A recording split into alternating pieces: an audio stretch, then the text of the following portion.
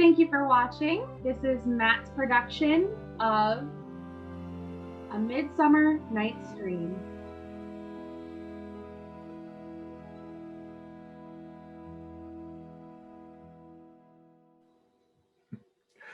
Now, fair Hippolyta, our nuptial hour draws on apace. 4 happy days bring in another moon. But oh, methinks how slow this old moon wanes. She lingers my desires, like to a stepdame or a dowager, long withering out a young man revenue. 4 days will quickly steep themselves in night. 4 nights will quickly dream away the time. And then the moon, like to a silver bow new bent in heaven, shall behold the night of our solemnities.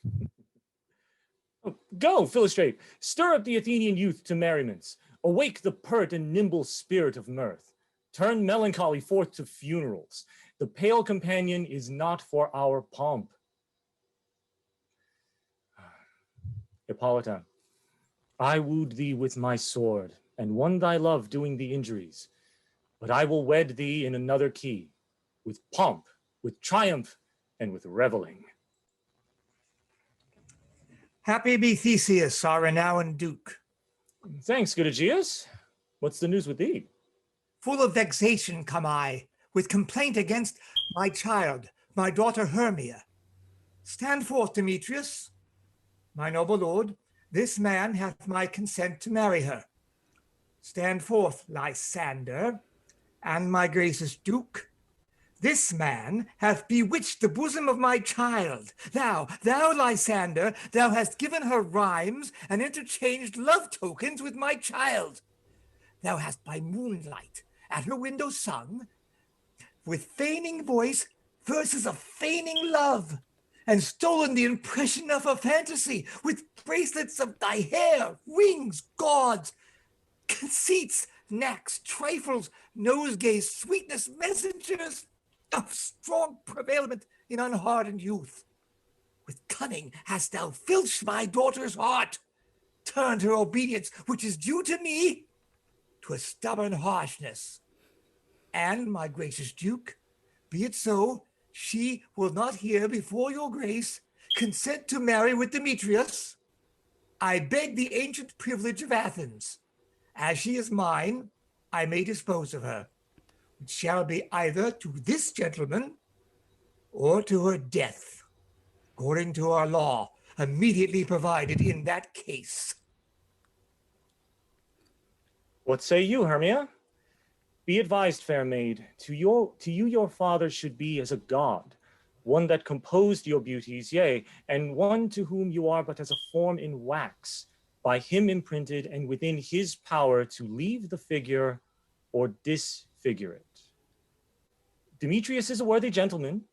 So is Lysander. In himself he is, but in this kind, wanting your father's voice, the other must be held the worthier. I would, my father, look but with my eyes. Rather, your eyes must with his judgment look. I do entreat your grace to pardon me. I know not by what power I am made bold, nor how may concern my modesty. In such a presence, here to plead my thoughts, but I beseech your grace that I may know the worst that may befall me in this case if I refuse to wed Demetrius. Either to die the death, or to abjure forever the society of men.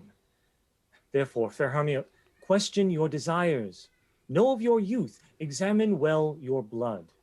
Whether if you yield not to your father's choice, you can endure the livery of a nun. For I to be in shady cloister mewed, to live a barren sister all your life, chanting faint hymns to the cold, fruitless moon. Thrice blessed they that master so their blood to undergo such maiden pilgrimage, but earthlier happy is the rose distilled than that which withering on the virgin thorn grows, lives, and dies in single blessedness.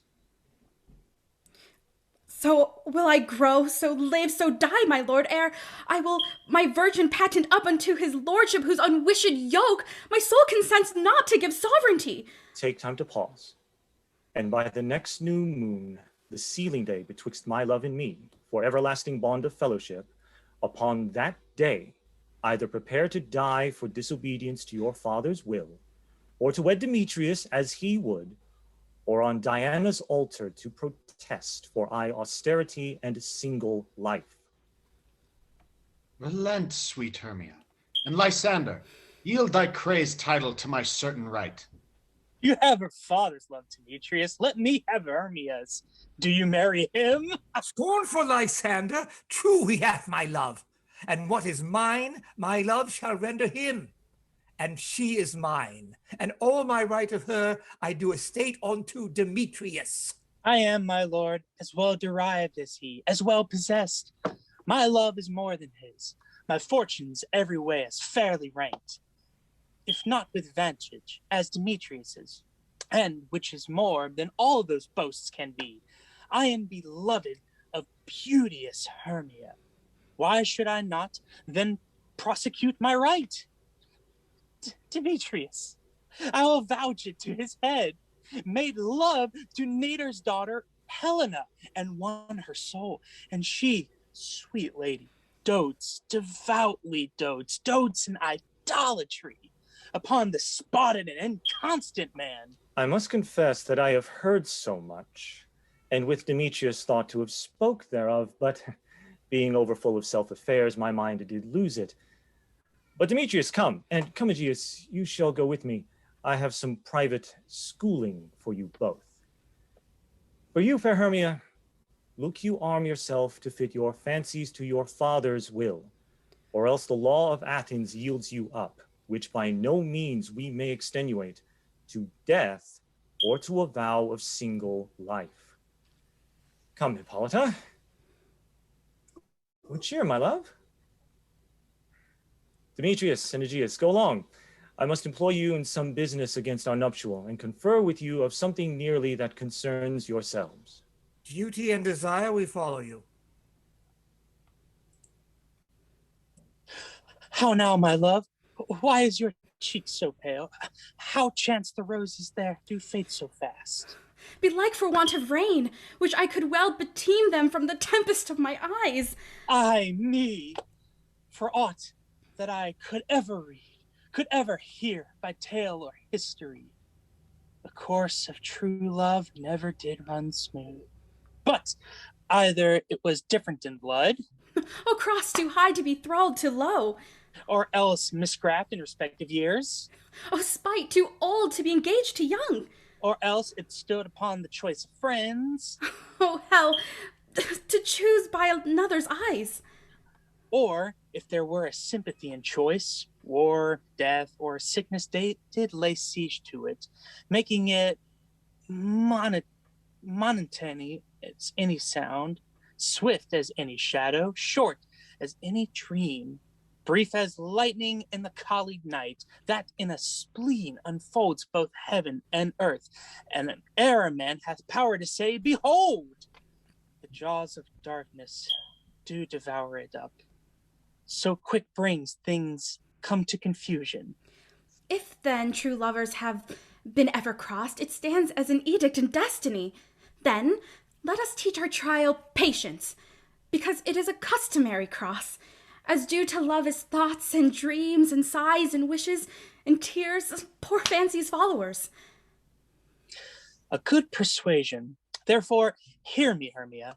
I have a widow aunt, a dowager of great revenue, and she hath no child.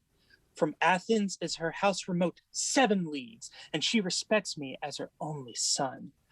There, gentle Hermia, may I marry thee, and to that place the sharp Athenian law cannot pursue us. If thou lovest me then, steal forth thy father's house tomorrow night, and in the wood, a league without the town, where I did meet thee once with Helena, to do observance to a morn of May, there I will stay for thee. My good Lysander, I swear to thee by Cupid's strongest bow, by his best arrow with the golden head, by the simplicity of Venus's doves, by that which knitteth the souls and prospers loves, and by that which fire burned the Carthage queen when the fates false Troyan under sails seen, by the vows that ever men broke, or in number more than ever women spoke. In the same place thou hast appointed me tomorrow, truly I will meet with thee. Keep promise, love. Look, Here comes Helena. Godspeed, fair Helena. Whither away? Call you me fair? That fair again, unsay. Demetrius loves your fair, oh happy fair. Your eyes are lodestars, and your tongue sweet air more tunable than lark to shepherd's ear when wheat is green, when hawthorn buds appear. Sickness is catching. Oh, were favor so. Yours would I catch, fair Hermia, ere I go. My ear should catch your voice, my eye your eye. My tongue should catch your tongue's sweet melody. Were the world mine, Demetrius being baited, the rest I'd give to be to you translated. Oh, teach me how you look, and with what art you sway the motion of Demetrius's heart. I frown upon him, yet he loves me still. Oh, that your frowns would teach my smiles such skill. I give him curses, yet he gives me love. Oh, that my prayers could such affection move. The more I hate, the more he follows me. And the more I love, the more he hateth me. His folly, Helena, is no fault of mine.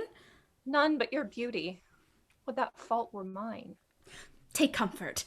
He no more shall see my face. Lysander and myself will fly this place. Before the time I did Lysander see, oh, seemed Athens as a paradise to me. Oh, then, what graces in my love do dwell, that he hath turned a heaven unto a hell. Helen, to you our minds we will unfold. Tomorrow night, when Phoebe doth behold her silver visage in the watery glass, decking with liquid pearl the bladed grass. A time that lover's flight doth still conceal, through Athens' gates have we devised to steal. And in the wood, where often you and I upon faint primrose beds were wont to lie, emptying our bosoms of their counsel sweet, there my Lysander and myself shall meet, and hence from Athens turn away our eyes to seek new friends and stranger companies. Farewell, sweet playfellow, pray thou for us, and good luck grant thee thy Demetrius. Keep word, Lysander, we must starve our sight, from lover's food till morrow's deep midnight. I will, my Hermia. Helen, adieu, as you on him, Demetrius toad on you. How happy some or other some can be. Through Athens I am thought as fair as she, but what of that? Demetrius think not so. He will not know what all but he do know. And as he errs, doting on Hermia's eyes, so I, admiring of his qualities, things base and vile, holding no quantity, love can transpose to form and dignity. Love looks not with the eyes, but with the mind, and therefore is winged Cupid painted blind, nor hath love's mind of any judgment taste. Wings and no eyes make for unheedy haste, and therefore is love said to be a child, because in choice he is so oft beguiled. As waggish boys in game themselves forswear, so the boy love is perjured everywhere. For ere Demetrius looked on Hermia's eyes, he hailed down oaths that he was only mine. And when this hail some heat from Hermia felt, so he dissolved, and showers of oaths did melt. I will go tell him of fair Hermia's flight, and to the woods will he tomorrow night pursue her. And for this intelligence, if I have thanks, it is a dear expense. But herein mean I to enrich my pain, to have his sight thither and back again.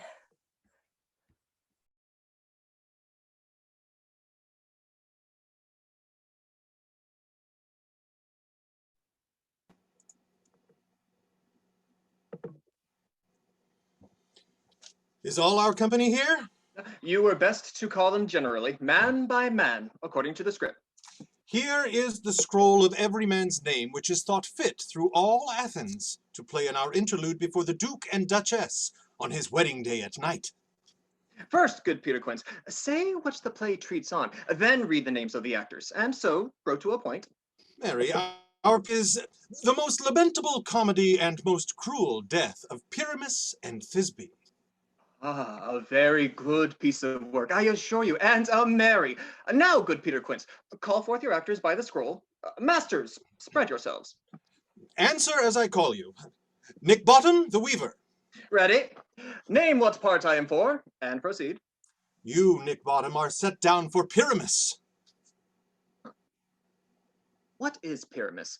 A lover or a tyrant? A lover that kills himself most gallant for love. That will ask some tears in the true performing of it. If I do it, let the audience look to their eyes. I will move storms. I will condole in some measure.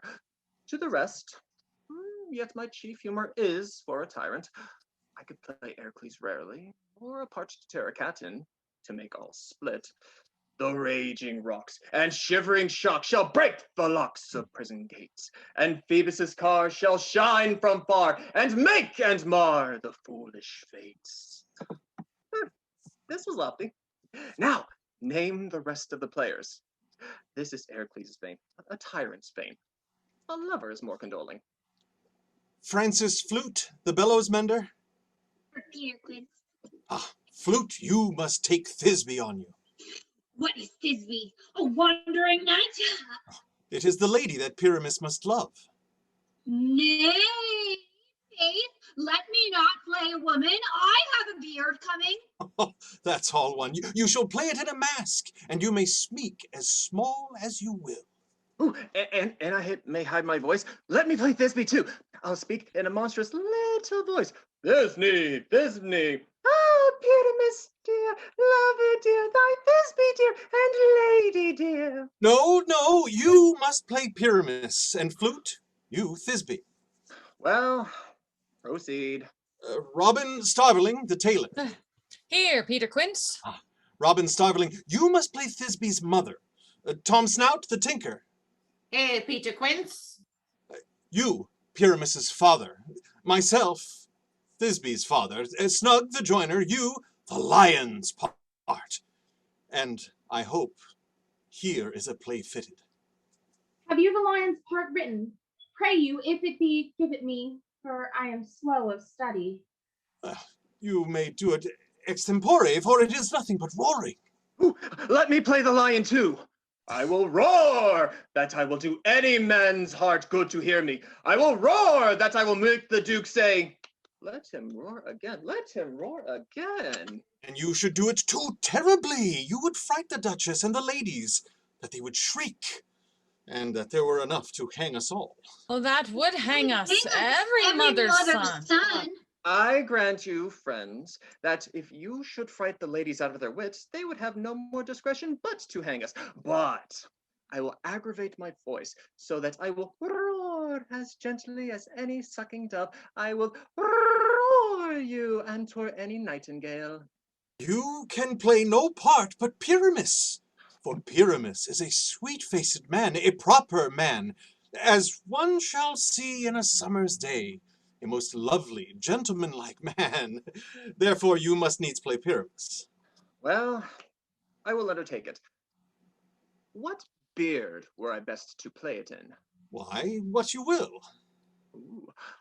I will discharge it in either your straw-colored beard, your orange tawny beard, your purple ingrain beard, no, or your French crown-colored beard, your perfect yellow.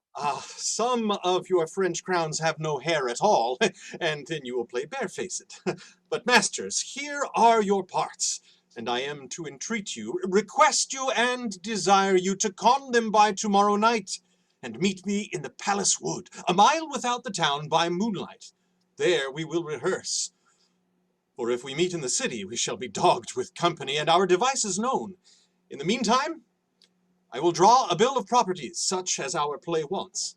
I pray you, fail me not.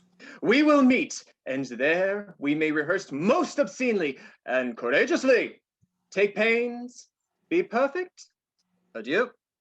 At the Duke's Oak we meet. Enough! Hold or cut bowstrings.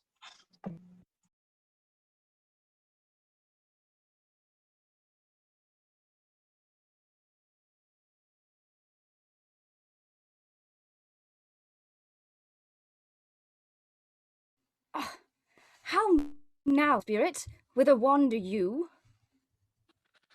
Over hill, over dale, thorough brush, thorough briar, over park, over pale, thorough flood, thorough fire. I do wander everywhere, swifter than the moon's sphere, and I serve the fairy queen to do her orbs upon the green. The cowslips tall her pensioners be, in their gold coat spots you see.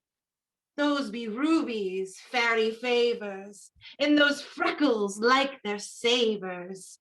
I must go seek some dewdrops here, and hang a pearl in every cowslip's ear. Farewell, thou lob of spirits, I'll be gone. Our queen and all our elves come here anon. The king doth keep his revels here tonight.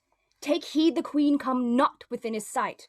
For Oberon is passing fell in wrath, because that she, as her attendant hath, a lovely boy, stolen from an Indian king. She never had so sweet a changeling. And jealous Oberon would have the child, knight of his train, to trace the forest wild. But she perforce withholds the loved boy, crowns him with flowers, and makes him all her joy. And now they never meet in grove or green, by fountain clear or spangled starlight sheen, but they do square, that all their elves for fear creep into acorn cups and hide them there. Either I mistake your shape in making quite, or else you are that shrewd and knavish sprite, called Robin Goodfellow. Are not you he that frights the maidens of the villagery, skim milk and sometimes labors in the quern, and bootless makes the breathless housewife churn, and sometimes make the drink to bear no balm? Lead night wanderers, laughing at their harm, those that hobgoblin call you and sweet Puck. You do their work and they shall have good luck. Are you not he? Thou speakest aright. I am that merry wanderer of the night. Hie just to Oberon and make him smile. When I a fat and bean-fed horse beguile, neighing in the likeness of a filly foal, and sometime look I in a gossip's bowl, in the very likeness of a roasted crab. And when she drinks, against her lips I bob, and on her withered dewlap pour the ale, the wisest aunt telling the saddest tale. Sometime for 3-foot stool mistaketh me, I slip from her bum, and down topples she, and Taylor cries, and falls into a cough. And then the whole choir holds their hips and laugh, and waxing in their mirth and knees and swear. Oh, a merrier hour was never wasted there. Oh, but room fairy, here comes Oberon. And here my mistress. Would that he were gone. Ill met by moonlight, proud Titania. What, jealous Oberon? Fairy, skip hence. I have forsworn his bed and his company. Tarry, rash wanton, am not I thy lord? Then I must be thy lady. But I know when thou hast stolen away from fairyland, and in the shape of Corin sat all day playing on pipes of corn and versing love to amorous Phillida. Why art thou here, come from the farthest step of India? But that forsooth, the bouncing Amazon, your buskinged mistress and your warrior love to Theseus must be wedded. Oh, and you come to give their bed joy and prosperity. How canst thou thus, for shame, Titania, glance at my credit with Hippolyta, knowing I know thy love to Theseus? Didst thou not lead him through the glimmering night from Perigania, whom he ravished, and make him with fair Aegle break his faith with Ariadne and Antiopa? These are the forgeries of jealousy. And never since the middle summer spring met we on hill, in dale, forest, or mead, by paved fountain or by rushy brook, or in the beached margin of the sea to dance our ringlets to the whistling wind. But with thy growls, thou hast disturbed our sport. Therefore the winds, piping to us in vain, as in revenge, have sucked up the sea contagious fogs, which falling on the land have every pelting river made so proud that they have overborne their countenance. The ox hath therefore stretched his yoke in vain, the ploughman lost his sweat, the green corn hath rotted ere his youth attained a beard, the fold stands empty in the drowned field, and crows are fatted with the myriad flock. The 9 men's moors is filled up with mud, and the quaint mazes in the wanton green for lack of tread are undistinguishable. The human mortals want their winter here. No night is now with him or carol blessed. Therefore the moon, the governess of floods, pale in her anger, washes all the air that rheumatic diseases do abound. And through this distemperature we see the seasons alter. Hoary-headed frosts, far in the fresh lap of the crimson rose. And on old Heim's thin and icy crown an odorous chaplet of sweet summer buds is, as in mockery set, the spring, the summer, the childing autumn, angry winter, change their wonted liveries, and the amazed world by their increase now know not which is which. And this same progeny of evils comes from our debate, from our dissension. We are their parents and original. Do you amend it then? It lies in you. Why should Titania cross her Oberon? I do but beg a little changeling boy to be my henchman. Set your heart at rest.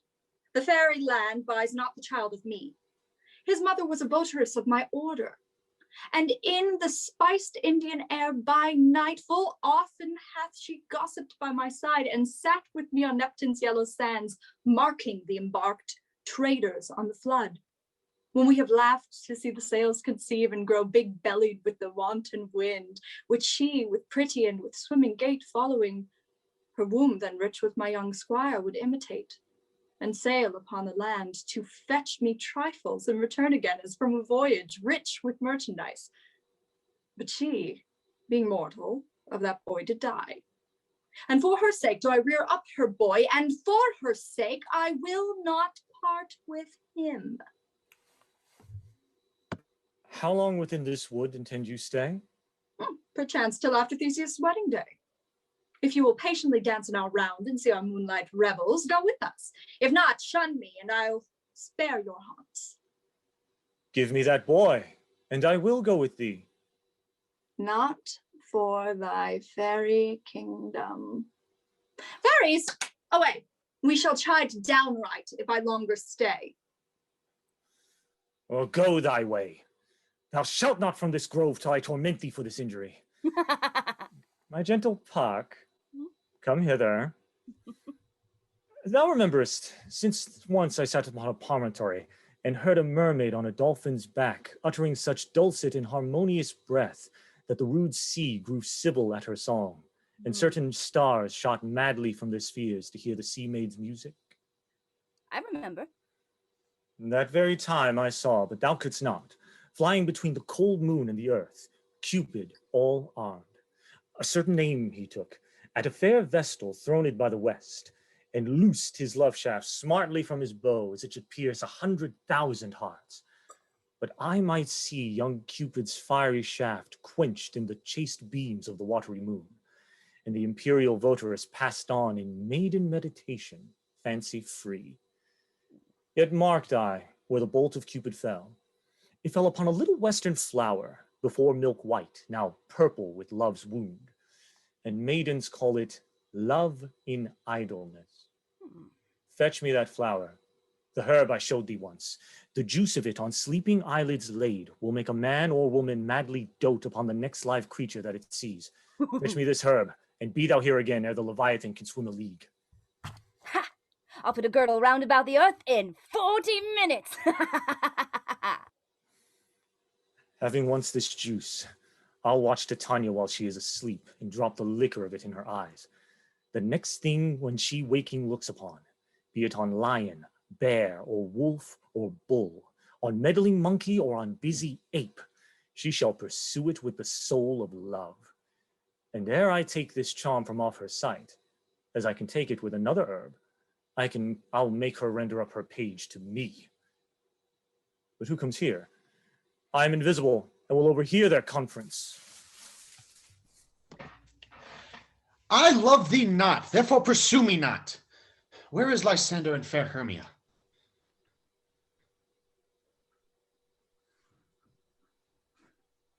The one I'll stay, and the other slayeth me. They told me they were stolen into this wood, and here am I, and woed within this wood, because I cannot meet my Hermia.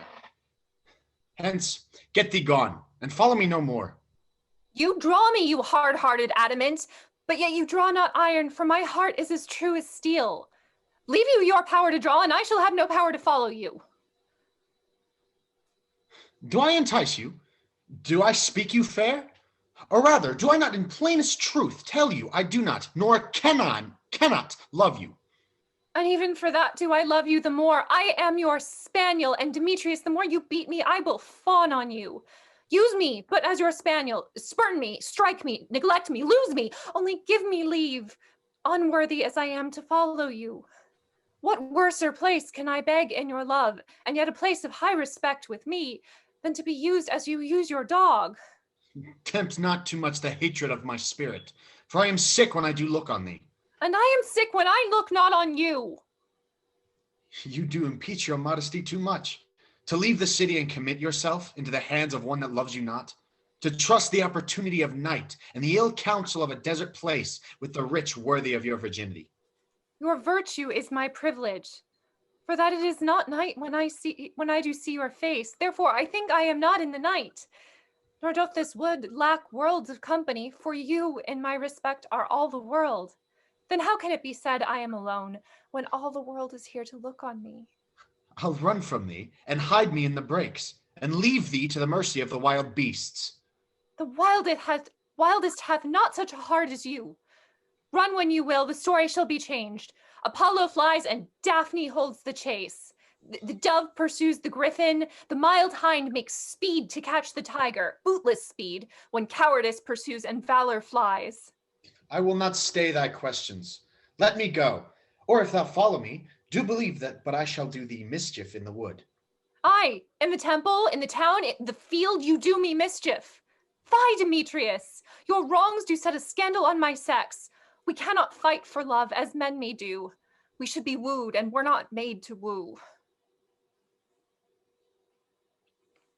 I'll follow thee and make a heaven of hell, to die upon the hand I love so well. Fare thee well, nymph. Ere he do leave this grove, thou shalt fly him, and he shall seek thy love. Hast thou the flower there? Ah. Welcome, wanderer. Aye, here it is. Aye, pray thee give it me. I know a bank where the wild thyme blows, where oxlips and the nodding violet grows, quite over-canopied with luscious woodbine, with sweet musk roses and with eglantine. There sleeps Titania some time of the night, lulled in these flowers with dances and delights. There the snake throws her enameled skin, weed wide enough to wrap a fairy in. And with the juice of this, I'll streak her eyes and make her full of hateful fantasies. Take thou some of it, and seek through this grove. A sweet Athenian lady is in love with a disdainful youth. Anoint his eyes, but do it when the next thing he espies may be the lady. Thou shalt know the man by the Athenian garment he hath on, affected with some care that he may prove more fond on her than she upon her love. And look thou meet me ere the first cock crow. Fear not, your servant shall do so.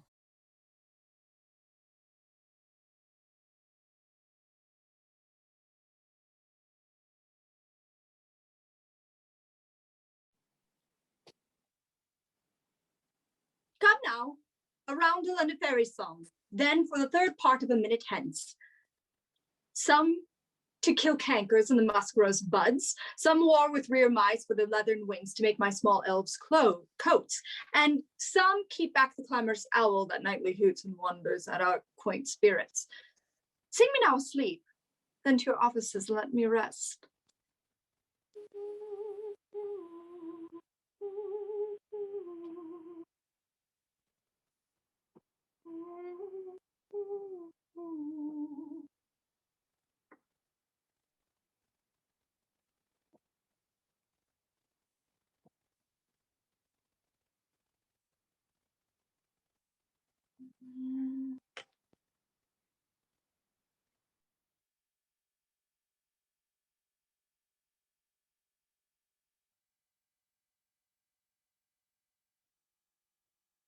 Hence away, now all is well. One aloof stands sentinel.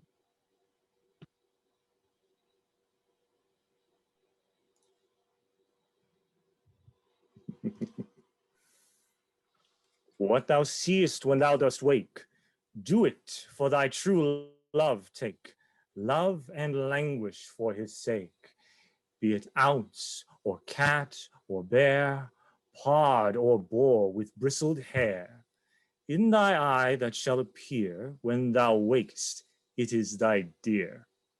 Wake when some vile thing is near.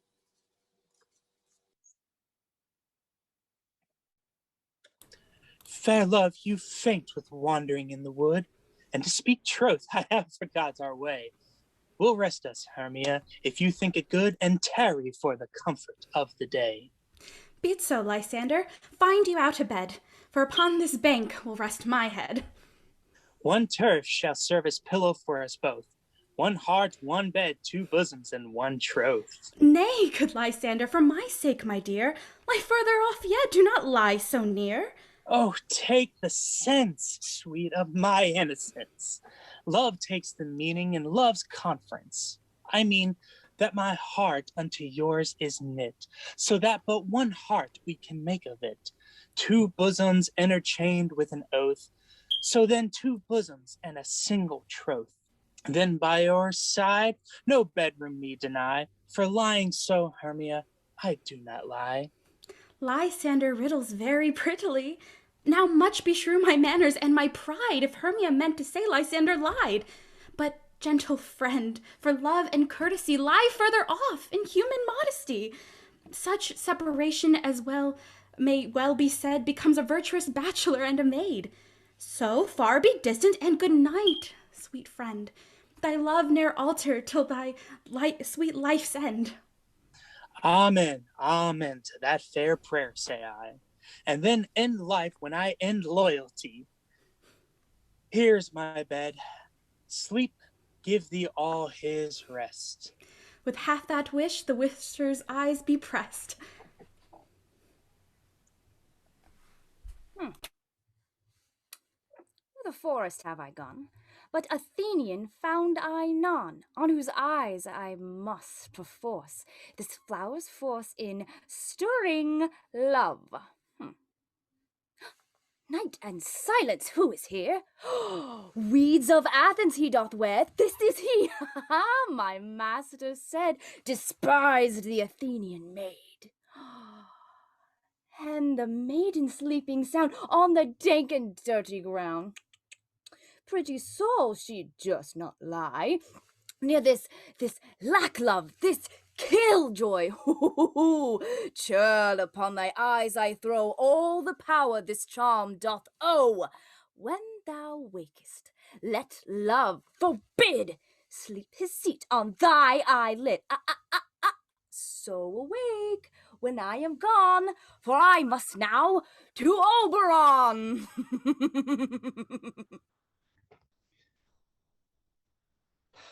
Stay, though thou kill me, sweet Demetrius. I charge thee, hence, and do not haunt me thus.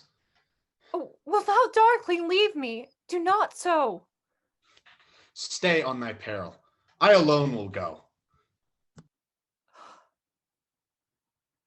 Oh, I am out of breath in this fond chase. The more my prayer, the lesser is my grace. Happy is Hermia, wheresoe'er she lies, for she hath blessed and attractive eyes. How came her eyes so bright? Not with salt tears. If so, my eyes are oftener washed than hers. No, I'm as ugly as a bear. For beasts that meet me run away in fear. Therefore, no marvel, though Demetrius do as a monster fly my presence thus. What wicked and dissembling glass of mine made me compare with Hermia's very eyne? Who is here? Lysander, on the ground, dead or asleep? I see no blood, no wound. Lysander, if you live, good sir, awake!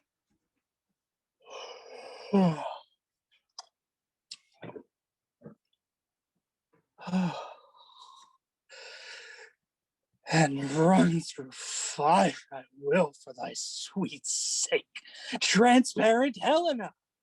Oh, nature shows art that through thy bosom makes me see thy heart. Where's Demetrius? Oh, how fit a word is that vile name to perish on my sword. Do not say so. Lysander, say not so. What though he love your Hermia? Lord, what though? Yet Hermia still loves you. Then be content. Content with Hermia? No. I do repent the tedious minutes I have with her spent. Not Hermia, but Helen I love. Who will not change a raven for a dove? The will of man is by his reason swayed, and reason says you are the worthier maid. Things growing are not ripe until their season, so I, being young, till now ripe not to reason, and touching now the point of human skill, reason becomes the marshal to my will, and leads me to your eyes, where I overlook love stories written in love's richest book. Wherefore was I to this keen mockery born? When at your hands did I deserve this scorn?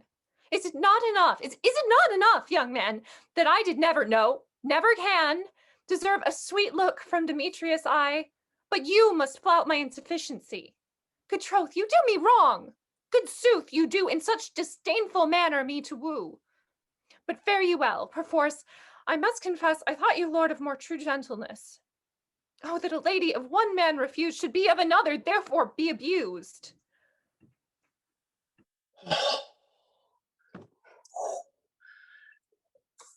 She sees not Hermia.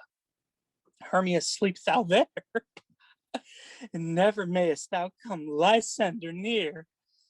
For as a servant of the sweetest things, or as tie heresies that men do leave, are hated most of those they do deceive, so thou, my servant and my heresy, of all be hated, but the most of me. And all my powers address your love and might to honor Helen and to be her knight. Help me, Lysander, help me! Do thy best to pluck this crawling serpent from my breast.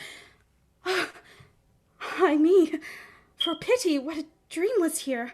Lysander, look how I do quake with fear. Methought a serpent eat my heart away, and you sat smiling at his cruel prey. Lysander? What? Removed? Lysander, lord? What? Out of hearing? Gone? No sound? No word? Alack, where you speak, and if you hear, speak of all loves, I swoon most with fear. No? Well, then I well perceive you all not nigh. Either death or you all find immediately.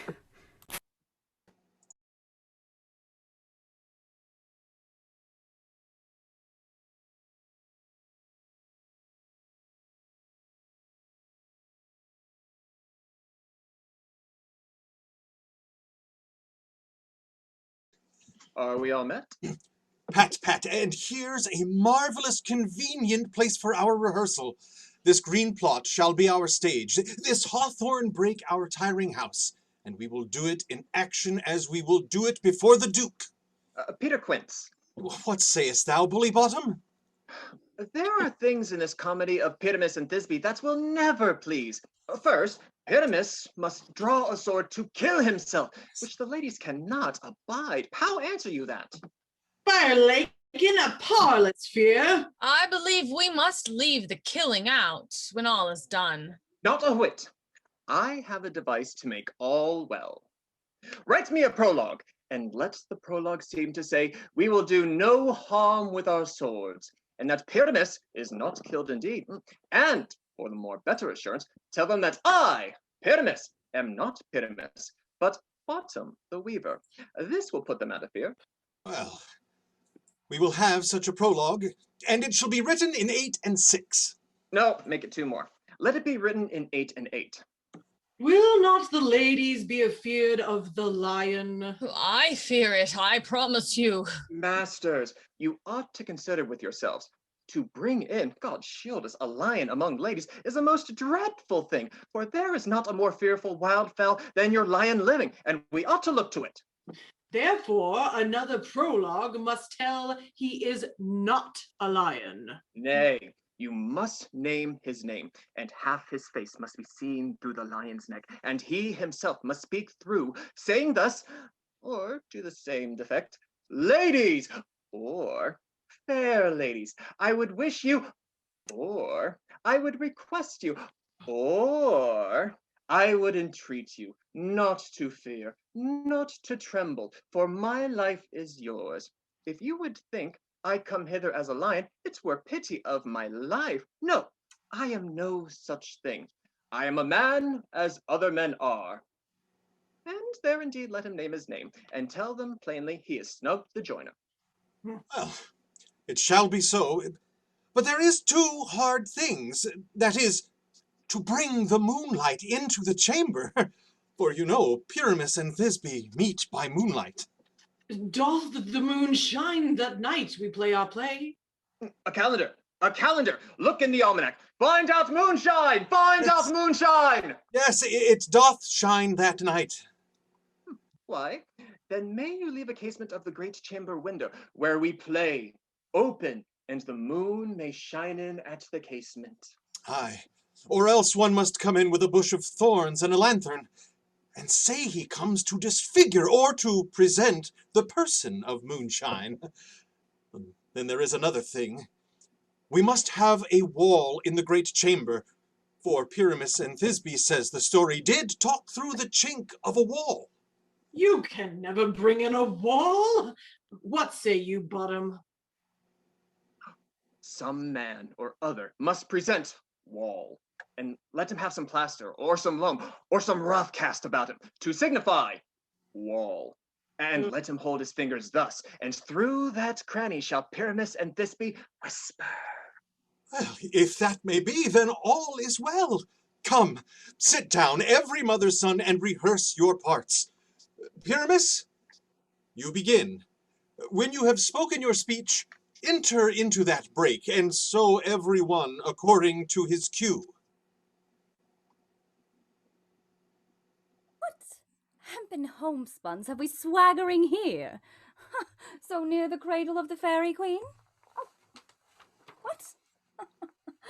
A play toward? I'll be an author.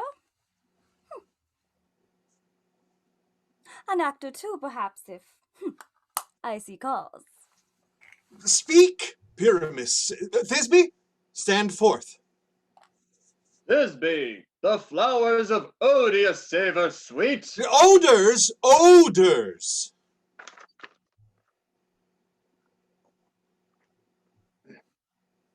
Odors savor sweet, so hath thy breath, my dearest Thisbe dear. But hark, a voice. Stay thou but here a while, and by I will to thee appear. A stranger, Pyramus, then ear played here.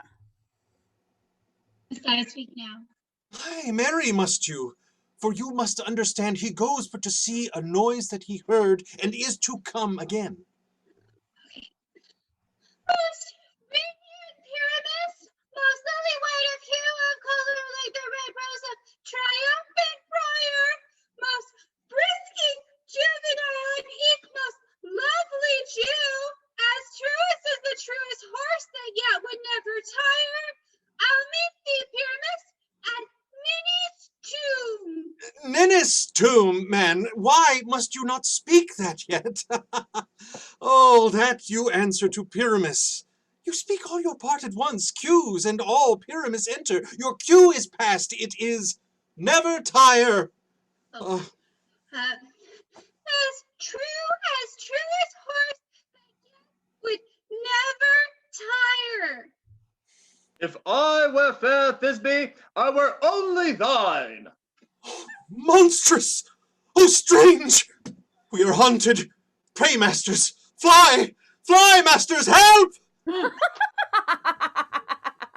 I'll follow you. I'll lead you bout around, through bog, through bush, through brake, through briar. Oh, sometimes a horse I'll be. Sometimes a hound, a hog, ooh, a headless bear. Sometime a fire, and neigh and bark and grunt and roar and burn. Like horse, hound, hog, bear, fire. At every turn. Why do they run away? This is a knavery of them to make me afeard. Oh, Bottom, thou art changed. What do I see on thee? What do you see? You see an ass head of your own, do you? Bless thee, Bottom, bless thee. Thou art translated.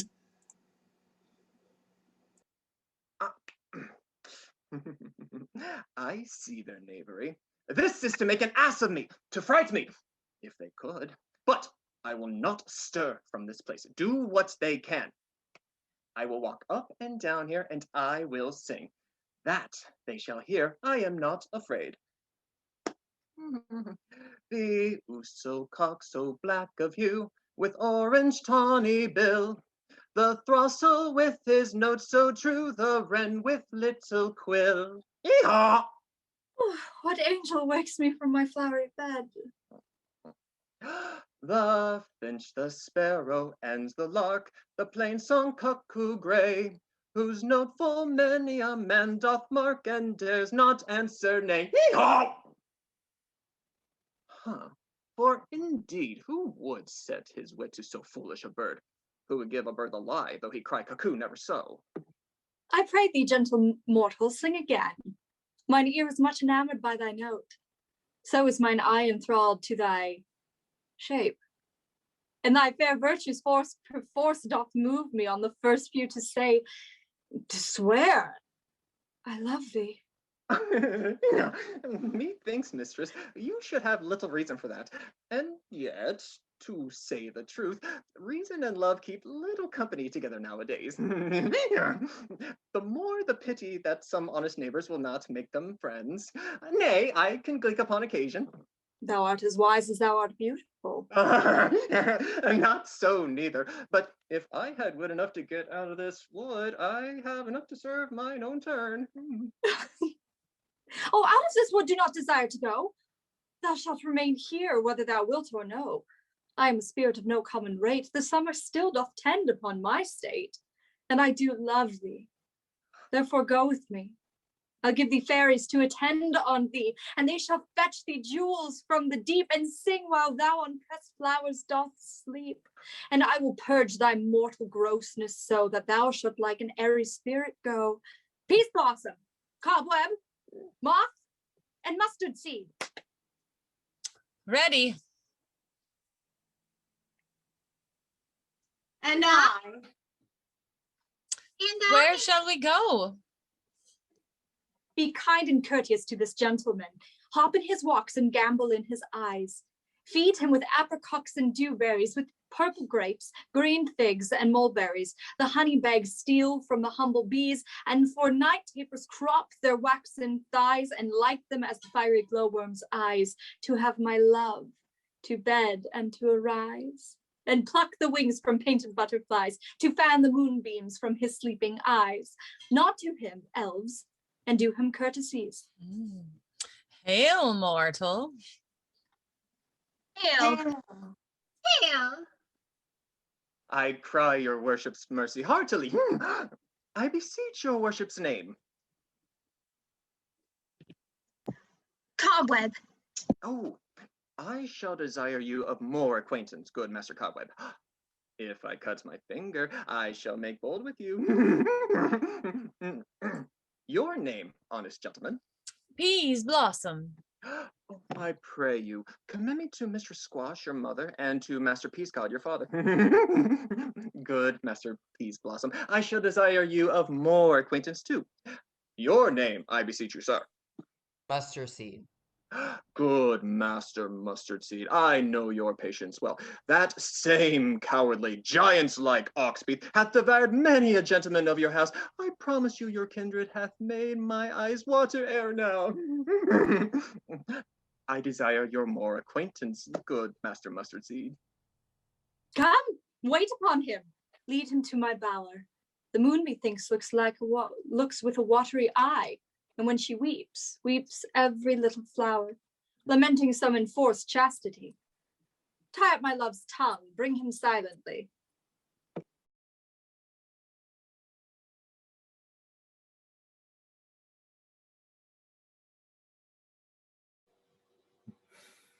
I wonder if Titania be awaked.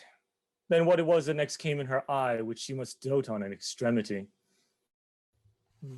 Here comes my messenger. How now, mad spirit? What night rule now about this haunted grove? Oh, my mistress with a monster is in love, near to a close and consecrated bower. While she was in her dull and sleeping hour, a crew of patches, rude mechanicals that work for bread upon the Athenian stalls were met together to rehearse a play intended for the great Theseus's nuptial day.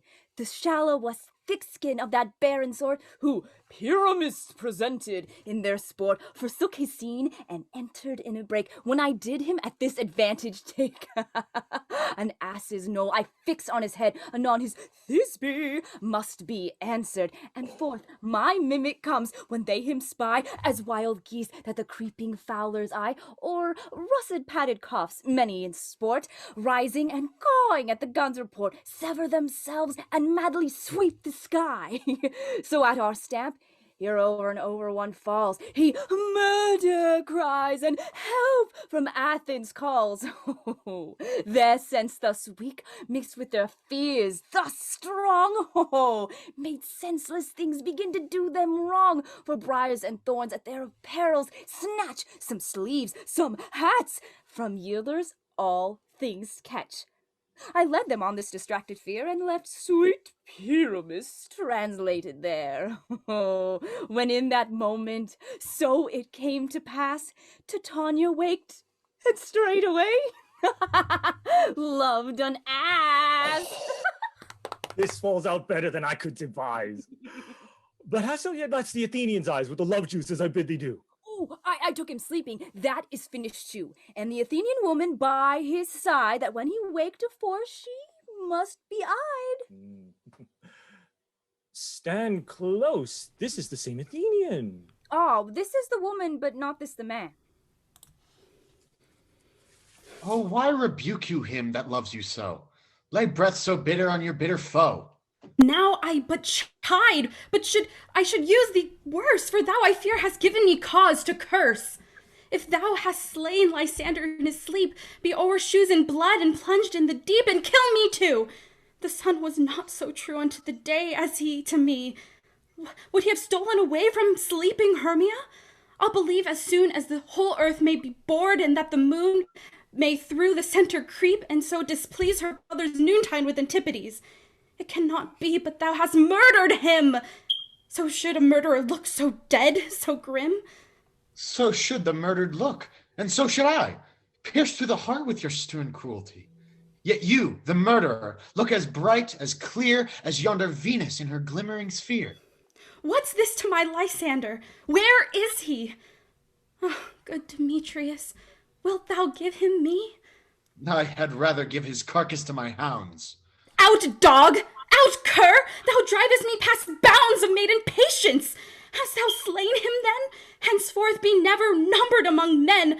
Oh, once tell true, even for my sake. Dost thou have looked upon him being awake, and hast thou killed him sleeping? Oh, brave touch, could you not a worm, an adder do so much? An adder did it? With double tongue than thine, thou serpent, have adder stung. You spend your passion on a misprized mood. I'm not guilty of Lysander's blood, nor is he dead, for aught that I can tell. I pray thee, tell me he is well. And if I could, what should I get therefore? A privilege never to see me more, and from thy hated presence part I so. See me no more, whether he be dead or no. There is no following her in this fierce vein. Here, therefore, for a while I will remain. So sorrow's heaviness doth heavier crow. For debt that bankrupt sleep doth sorrow owe. Which now in some slight measure it will pay. For if his tender here, I make some stay.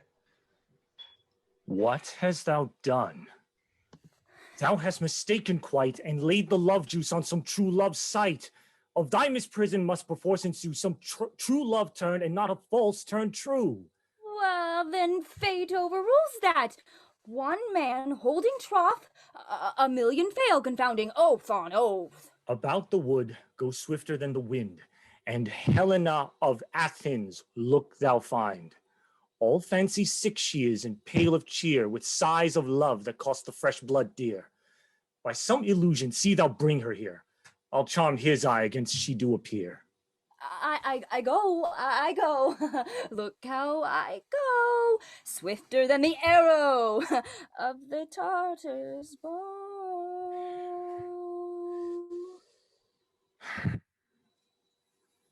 Flower of this purple dye, hit with Cupid's archery, sink in apple of his eye.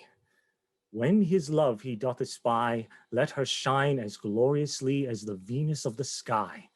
When thou wakest, if she be by, beg of her for remedy. The captain of our fairy band, Helena, is here at hand, and the youth mistook by me, pleading for a lover's fee. Shall we their fond pageancy? Lord, what fools these mortals be. Stand aside. The noise they make will cause Demetrius to awake. Then will two add once will one, that must needs be sport alone, and those things do best please me that befall prosperously. Why should you think that I should woo and scorn? Scorn and derision never came in tears. Look, when I vow, I weep, and vows so born in their nativity, all truth appears. How can these things in me seem scorn to you, bearing the badge of faith to prove them true? You do advance your cunning more and more. When truth kills truth, oh devilish holy fray! These vows are Hermia's. Will you give her o'er? Wait oath with oath, and you will nothing weigh. Your vows to her and me, put in two scales, will even weigh, and both light as tails. I had no judgment when to her I swore. Nor none in my mind, now you give her o'er.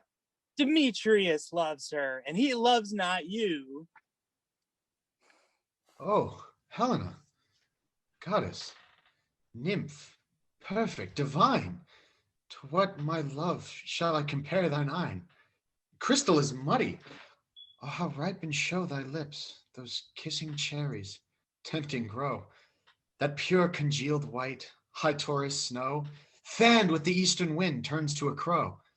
When thou'st hold up thy hand, oh, let me kiss this princess of pure white, this seal of bliss. Oh, spite! Oh, hell! I see you are all bent to set against me for your merriment. If you were civil and knew courtesy, you would not do me thus much injury. Can you not hate me, as I know you do?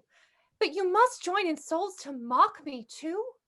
If you were men, as men you are in show, you would not use a gentle lady so, to vow and swear and super praise my parts, when I am sure you hate me with your hearts. You both are rivals and love Hermia, and now both rivals to mock Helena? A trim exploit, a manly enterprise, to conjure tears up in a poor maid's eyes? With your derision, none of noble sort would so offend a virgin and extort a poor soul's patience, all to make you sport. You are unkind, Demetrius. Be not so, for you love Hermia. This you know I know.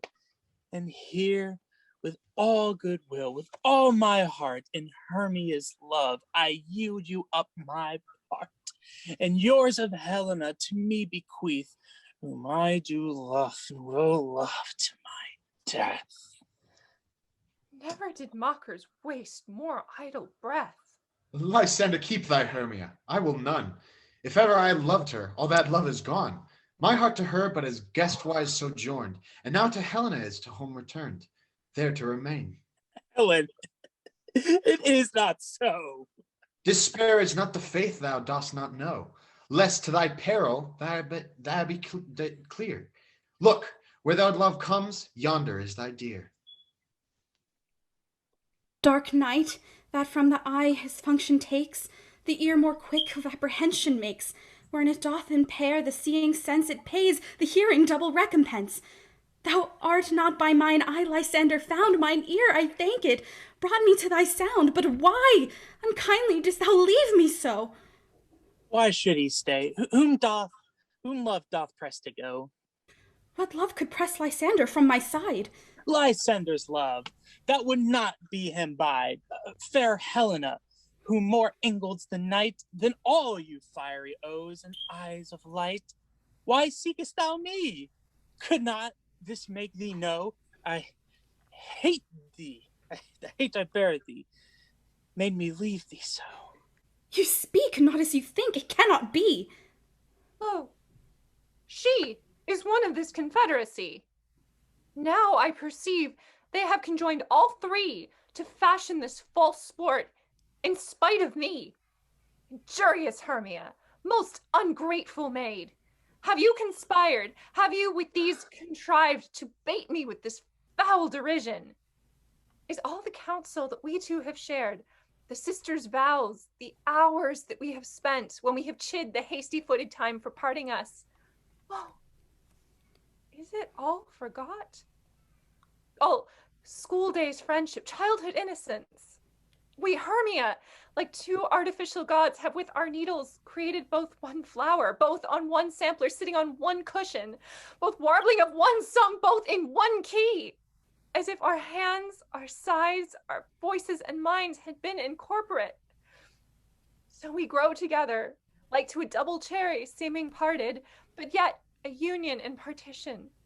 Two lovely berries molded on one stem, so with two seeming bodies, but one heart. Two of the first, like coats in a heraldry, due but to one and crowned with one crest. You not, it seems you have scorned me.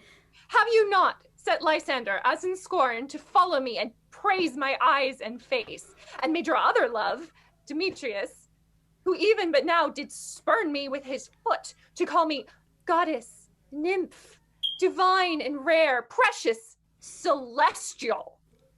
Wherefore speaks he this to her he hates? And wherefore doth Lysander deny your love so rich within his soul, and tender me forsooth affection, but by your setting on, by your consent? What thought I be not so in, what though I be not so in grace as you, so hung upon with love, so fortunate, but miserable most to love unloved? This you should pity rather than despise. I understand not what you mean by this. I do persever, counterfeit sad looks, make mouths upon me when I turn my back, wink at each other, hold the sweet jest up. This sport, well carried, shall be chronicled. If you have any pity, grace, or manners, you would not make such an argument. But fare ye well, 'tis partly my own fault, which death or absence shall soon remedy. Stay, gentle Helena. Hear my excuse. My love, my life, my soul, fair Helena. Oh, excellent. Sweet, do not scorn her so. If she cannot entreat, I can compel. Thou canst compel no more than she entreat. Thy treats have no more strength than her weak prayers. Helen, I love thee. By my life I do. I swear by that which I lose for thee to prove him false that says, I love thee not. I say I love thee more than he can do. If thou say so, withdraw and prove it too. Quick, come. Lysander, where to tends all this? Away, you Ethiop. No, no, heel. Seem to break loose. Take on as you would follow, but yet come not. You are a tame man. Go. Hang off, thou cat, thou Bird, vile thing, let loose, or I will shake thee from me like a serpent. Why are you grown so rude? What changes this sweet love? Thy love out, tawny Tartar, out! Out, loathen medicine, hated potion, hence! Do you not jest? Yes, sooth, and so do you. Demetrius, I will keep my word with thee. I would I had your bond, for I perceive a weak bond holds you. I'll not trust your word. What? Should I hurt her? Strike her? Kill her dead? Although I hate her, I'll not harm her so. What? Can you do me greater harm than hate? Hate me? Wherefore? Oh me, what news, my love? Am I not Hermia? Are you not Lysander? I am as fair as now as I was erewhile.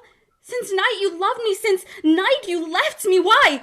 Then you left me. Oh, God's forbid, in earnest, shall I say? I, by my life, never did desire to see thee more. Therefore, be out of hope, of question, of doubt.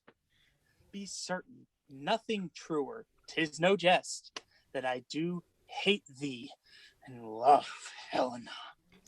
Oh, me. You juggler! You canker blossom! You thief of love! What? Have you come by night and stolen my love's heart from me? Fine, in faith. Have you no modesty, no maiden shame, no touch of bashfulness? What, will you tear impatient answers from my gentle tongue? Fie, fie, you counterfeit, you puppet, you! Puppet? Why so? Aye, that way goes the game. Now I perceive that she hath made compare between our statures. She had urged her height, and with her personage, her tall personage, her height forsooth, she had prevailed with him. And are you grown so high in his esteem because I am so dwarfish and so low? Well, how low am I, thou painted maypole? Speak! How low am I? I am not yet so low that my nails can reach thine eyes. I pray you, though you mock me, gentlemen, let her not hurt me.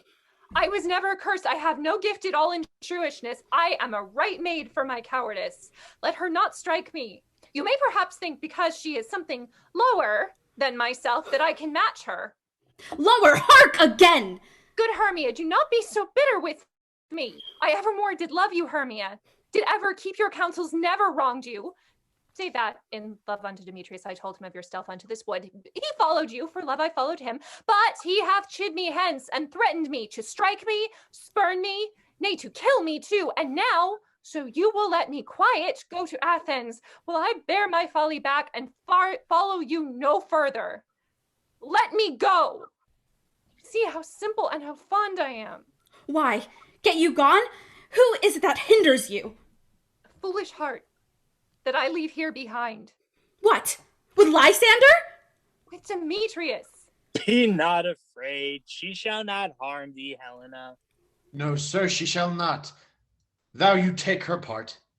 Oh, when she's angry, she is keen and shrewd. She was a vixen when we went to school, and though she be but little, she is fierce. Oh, little again, nothing but low and little. Why will you suffer her to flout me thus? Let me come to her. Get you gone, you dwarf, you minimus of hindering not grass made, you bean, you acorn. You are too officious. In her behalf that scorns your services. Let her alone. Speak not of Helena. Take not her part. For if thou dost intend, never so little show of love to her. Thou shalt abide it. Now she holds me not. Now follow, if you darest, to try whose right of thine or mine is most. Helena. Follow? Nay, I'll go with thee, cheek by jowl. You mistress, all this coil is long for you. Nay, go not back. I will not trust you. I nor longer stay in your cursed company. Your hands than mine are quicker for a fray. My legs are longer, though, to run away. I am amazed. I know not what to say. This is thy negligence. Still thou mistakest, or else commits thy knaveries willfully. believe me, King of Shadows, I mistook. Did not you tell me I should know the man by the Athenian garment he had on? And so far blameless proves my enterprise that I have anointed an Athenian's eyes. And so far I am glad it so did sort as this there jangling I esteem as sport. Thou seest these lovers seek a place to fight. Hie therefore, Robin, overcast the night, the starry welkin cover thou anon with drooping fog as black as Acheron, and lead these testy rivals so astray as one come not within another's way. Like to Lysander, sometime frame thy tongue, then stir Demetrius up with bitter wrong, and sometime rail thou like Demetrius, and from each other look thou lead them thus, till o'er their brows death counterfeiting sleep with leaden legs and batty wings doth creep. Then crush this herb into Lysander's eye, whose liquor hath this virtuous property, to take from thence all errors with his might, and make his eyeballs roll with wonted sight. When they next wake, all this derision shall seem a dream and fruitless vision, and back to Athens shall the lovers wend with league whose date till death shall never end. Whilst I in this affair do thee employ, I'll to my queen and beg her Indian boy, and then I will her charmed eye release from monster's view, and all things shall be peace. Fairy lord, this must be done with haste, for night's swift dragons cut the clouds full fast, and yonder shines Aurora's harbinger, at whose approach ghosts wandering here and there troop home to churchyards, damned spirits all, that in crossways and floods have burial. Already to their wormy beds are gone for fearly stage to look their shames upon. They willfully themselves exile from light, and must for aye consort with black-browed night. But we are spirits of another sort. I with the morning's love have oft made sport, and like a forester the groves may tread, even till the eastern gate, all fiery red, opening on Neptune with fair blessed beams, turns into yellow gold his salt green streams. But notwithstanding, haste, make no delay. We may effect this business yet ere day. Up and down, I will lead them up and down. I am feared in field and town. Oh, goblin, lead them up and down. Ooh, here comes one. Where art thou, proud Demetrius? Speak thou now. Here, villain, drawn and ready. Where art thou? I will be with thee straight. Follow me then, to plainer ground. Lysander, speak again. Thou runaway, thou coward, art thou fled? Speak. In some bush? Where dost thou hide thy head? Thou coward, art thou bragging to the stars, telling the bushes that thou lookest for wars, and wilt not come? Come, recreant, come, thou child, I'll whip thee with a rod. He is defiled that draws a sword on thee. Yeah. Art thou here? Follow my voice. We'll try no manhood here. He goes before me, and still dares me on. When I come, when he calls, then he is gone. The villain is much lighter heeled than I. I followed fast, but faster he did fly. That fallen am I in dark, uneven way, and here will rest me. Come, thou gentle day, for if but once thou show me thy gray light, I'll find Demetrius and revenge this spite. Oh, coward, why comest thou not? Abide me if thou darest, for will I wot. Thou runst before me, shifting every place, and darest not stand, nor look me in the face. Where art thou now? Ooh, come hither, I am here. Nay, then thou'st mock me. thou shalt be this dear. If ever I thy place by daylight's sea. Now go thy way. Faintness constraineth me to measure out my length in this cold bed. My days approach. Look to be visited.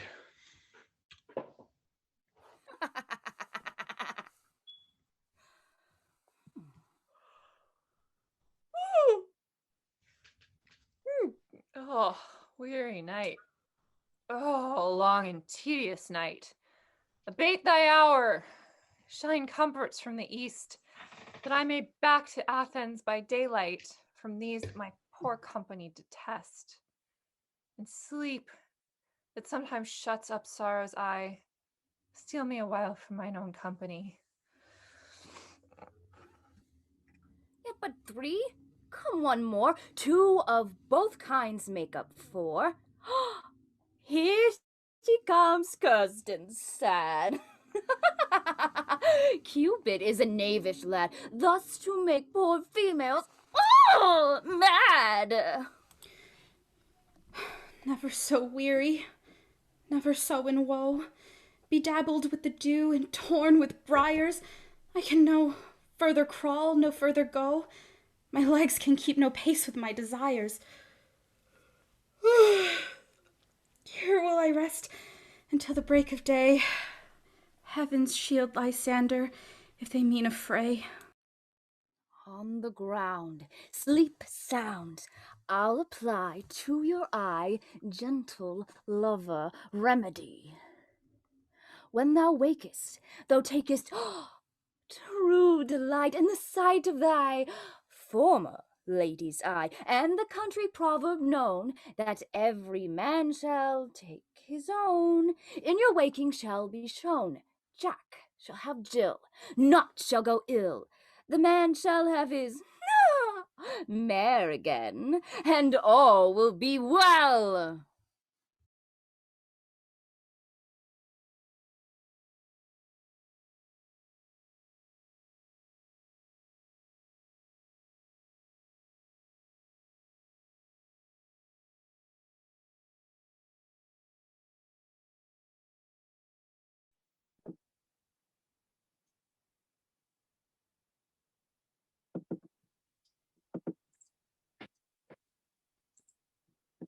Come, sit thee down upon this flowery bed, while I thy amiable cheeks do coy, and stick musk roses in thy sleek smooth head, and kiss thy fair large ears, my gentle joy.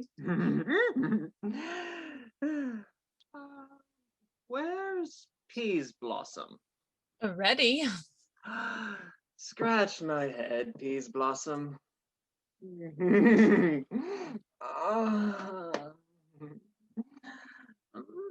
Where's Monsieur Cobweb? Ready. Monsieur Cobweb, good monsieur, get you your weapons in your hand, and kill me a red-hipped humblebee on the tip of a thistle, and, good monsieur, bring me the honey bag. Oh, do not fret yourself too much in the action, monsieur, and good monsieur, have a care the honey bag break not. I would be loath to have you overflown with the honey bag, signor. Where's Monsieur Mustard Seed? Ready. Give me your nief, Monsieur Mustard Seed. Pray you, leave your courtesy, good monsieur. What's your will? Nothing, good monsieur, but to help Cavalry Cobweb to scratch.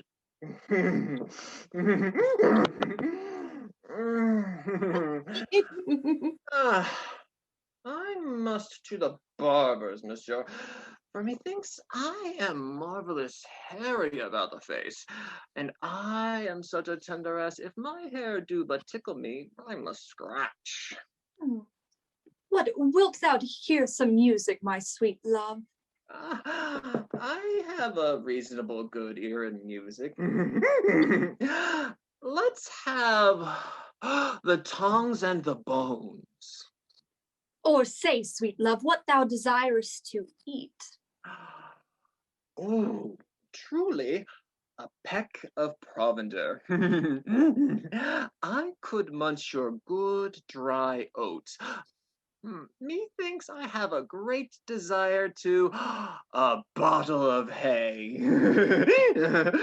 Good hay, sweet hay, hath no fellow. I've a venturous fairy that shall seek the squirrel's hoard and fetch thee new nuts. I had rather have a handful or two of dried peas. But I pray you, let none of your people stir me.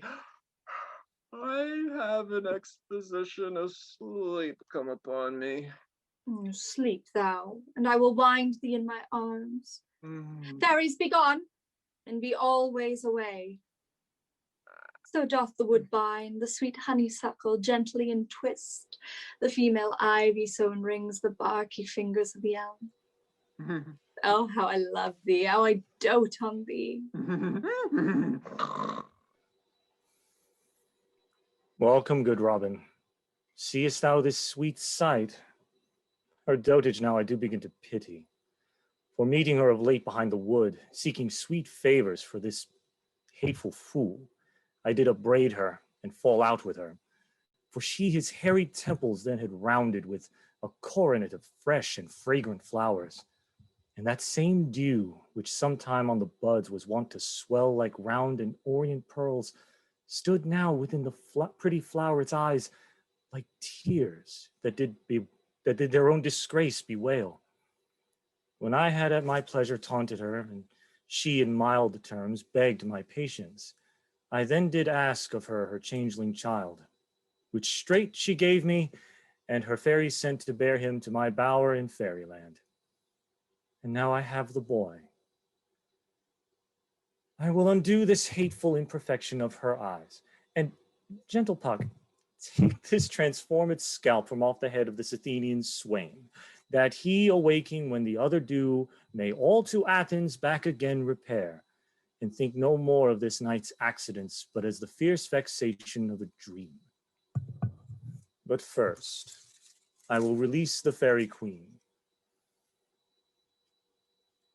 Be as thou wast wont to be. See as thou wast wont to see. Dian's bud or Cupid's flower hath such force and blessed power. Now, my Titania, wake you, my sweet queen. Oh, my Oberon, what visions have I seen? Methought I was enamored with an ass. There lies your love. How came these things to pass? Oh, mine eyes do loathe his visage now. Silence a while. Robin, take off this head. Titania, music call, and strike more dead than common sleep of all these five the sense. Music, ho! Music, such as charmeth sleep.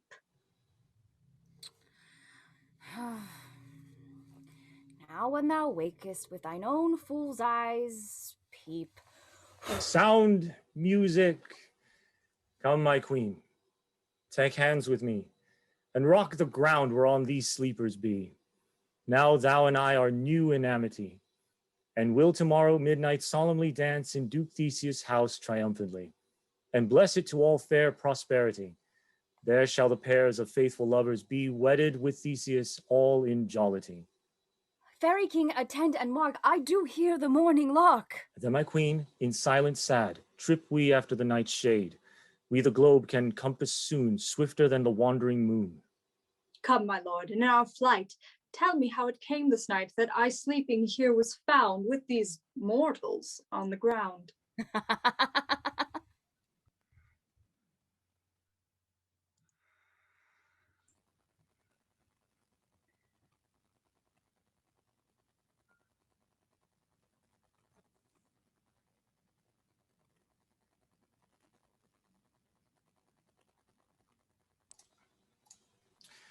Go, one of you, find the forester, for now our observation is performed, and since we have the wayward of the day, my love shall hear the music of my hounds.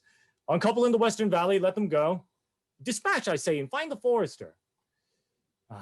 We will, fair queen, up to the mountain's top, and mark the musical confusion of hounds and echo in conjunction. I was with Hercules and Cadmus once, when in a wood of Crete they bayed the bear with hounds of Sparta.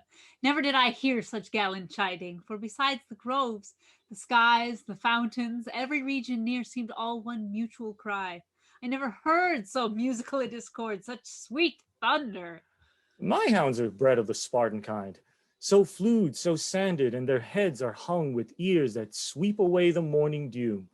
Crook-kneed and dew-lapped like Thessalian bulls, slow in pursuit, but matched in mouth like bells, each under each. A cry more tunable was never hollered to, nor cheered with horn in Crete, in Sparta, nor in Thessaly. Judge when you hear. But soft, what nymphs are these?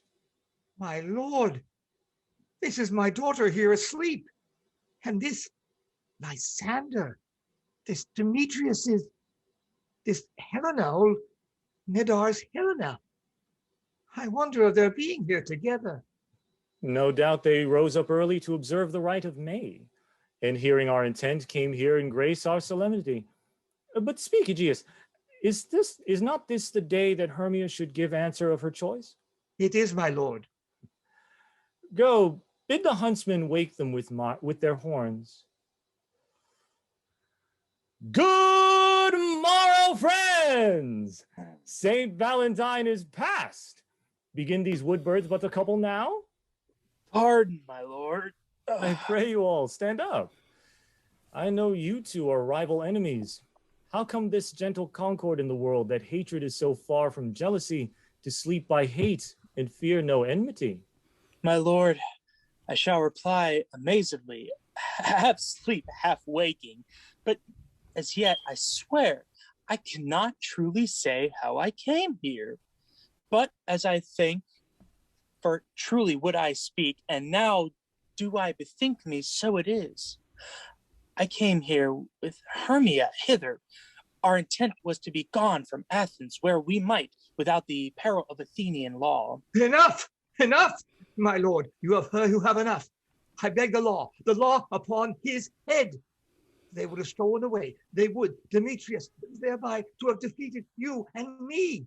You of your wife, and me of my consent. That she should be your wife.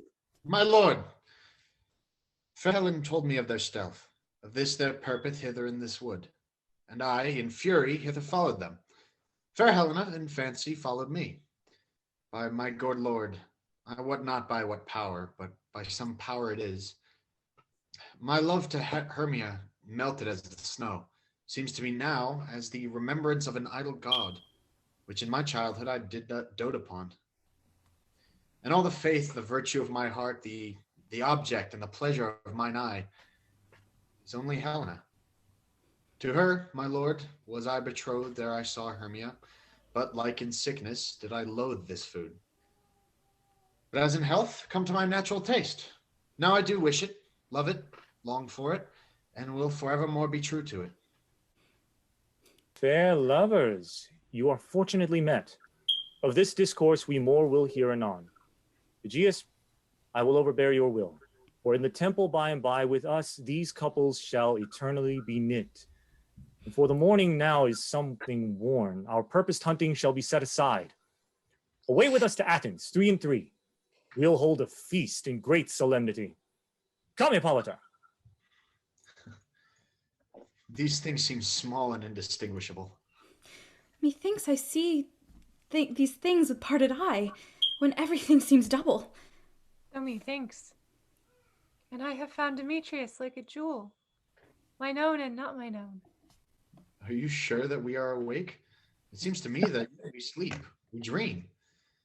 Do you think that Dick was here and bid us follow him? Nay, and my father. And Hippolyta. And he did bid us follow to the temple. Why then, we are awake. Let's follow him. And by the way, let us recount our dreams.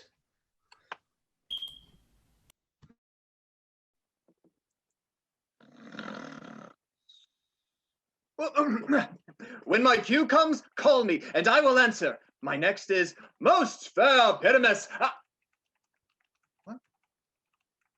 Hey ho! Peter Quince? Flute the bellows mender? Snaps the tinker. Starveling! God's my life! Stolen hence and left me asleep? I have had a most rare vision. I have had a dream, past the wit of man to say what dream it was. Oh, man is but an ass if he go about to expound this dream. Thought I was. There is no man could tell what. Methought I was. And methought I had. But man is but a patched fool if he will offer to say what methought I had. The eye of man hath not heard, the ear of man hath not seen, man's hand is not able to taste, his tongue to conceive, nor his heart to report what my dream was. Ooh, I will get Peter Quince to write a ballad of this dream. It shall be called Bottom's Dream, because it hath no bottom. Oh, and I will sing it in the latter end of the play before the Duke, peradventure, to make it the more gracious. I shall sing it at her death. Oh!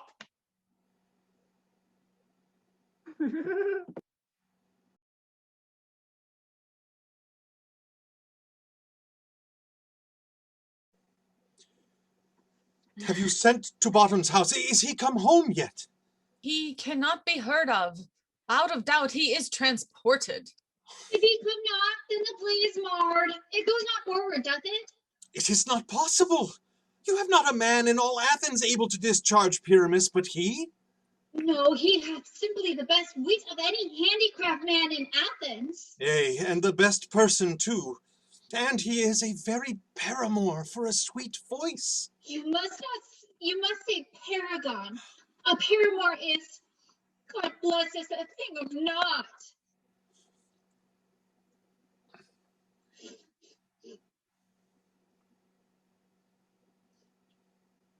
Where is Snug? Oh, sorry. Masters, the Duke is coming from the temple, and there is 2 or 3 lords, ladies, more married. If our spot had gone forward, we had been made men. Oh, sweet bully Bottom! Thus hath he lost 6 pence a day during his life. He could not have escaped 6 pence a day. And the Duke had not given him 6 pence a day for playing Pyramus. I'll be hanged. Oh, he would have deserved 6 pence a day in Pyramus for nothing. Where are these lads? Where are these hearts? Bottom! Oh, most courageous day, oh, most happy hour! Masters, I am to discourse wonders, but ask me not what, for if I tell you I am no true Athenian, I will tell you everything, right as it fell out. Well, let us hear, sweet Bottom. Not a word of me. All that I will tell you is that the Duke hath died. Get your apparel together, good strings to your beards, new ribbons to your pumps. Meet presently at the palace. Every man look over his part, for the short and the long is our play is preferred. In any case, let Thisbe have clean linen. Oh, and let not him that plays the lion pare his nails, for they shall hang out for the lion's claws. And most dear actors, eat no onions nor garlic, for we are to utter sweet breath. And I do not doubt, but to hear them say it is a sweet comedy. No more words. Away! Go away!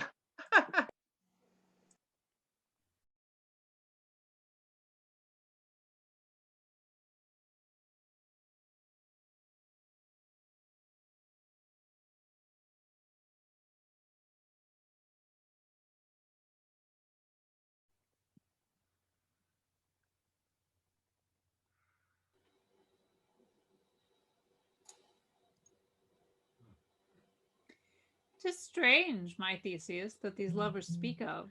More strange than true. I never may believe these antique fables, nor these fairy toys. Lovers and madmen have such seething brains, such shaping fantasies, that apprehend more than cool reason ever comprehends.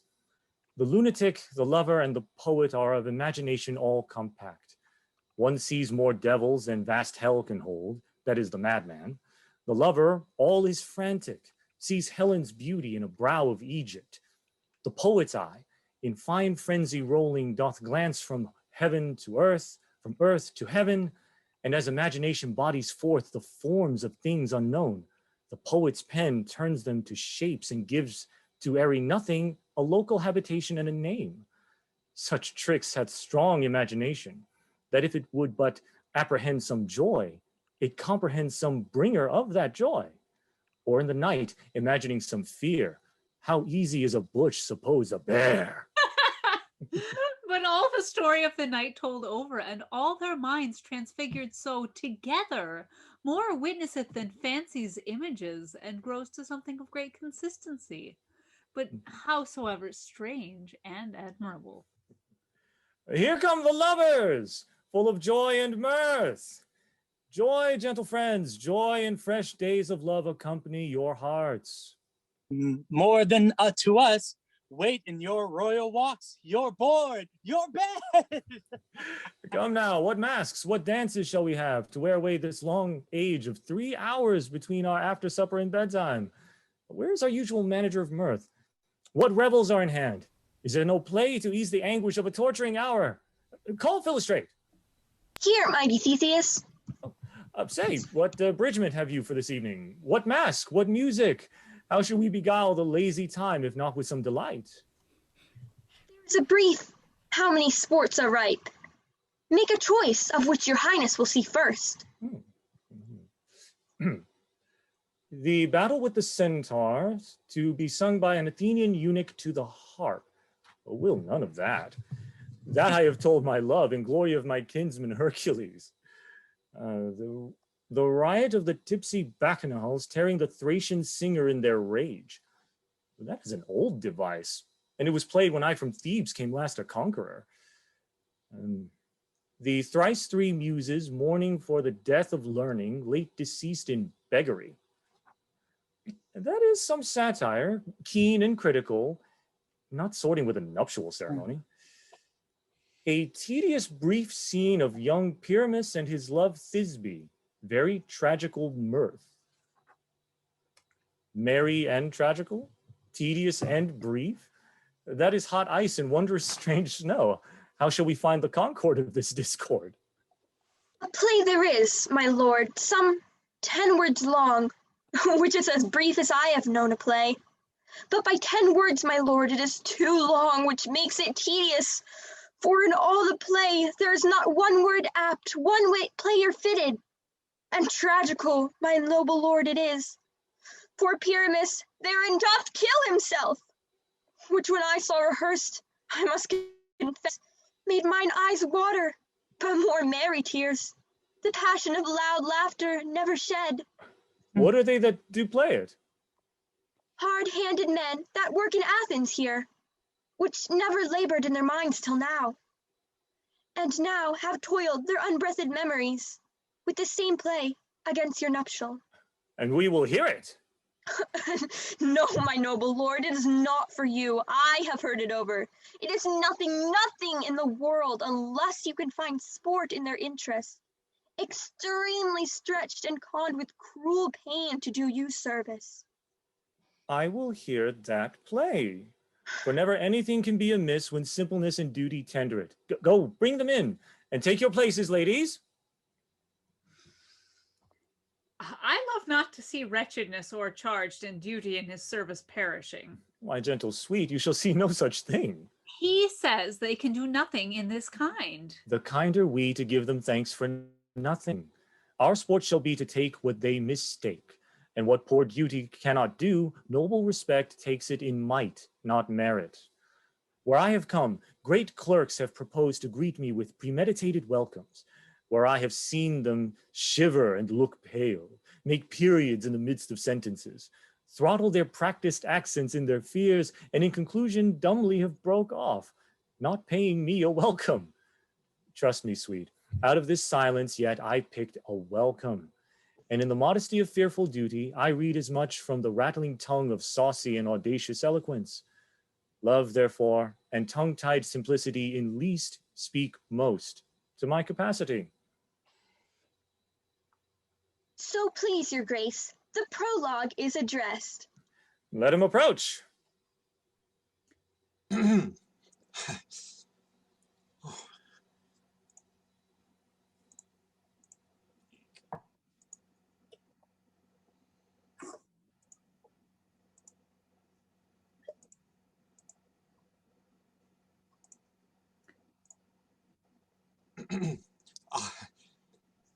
If we offend, it is with our good will. That you should think. We come not to offend, but with good will.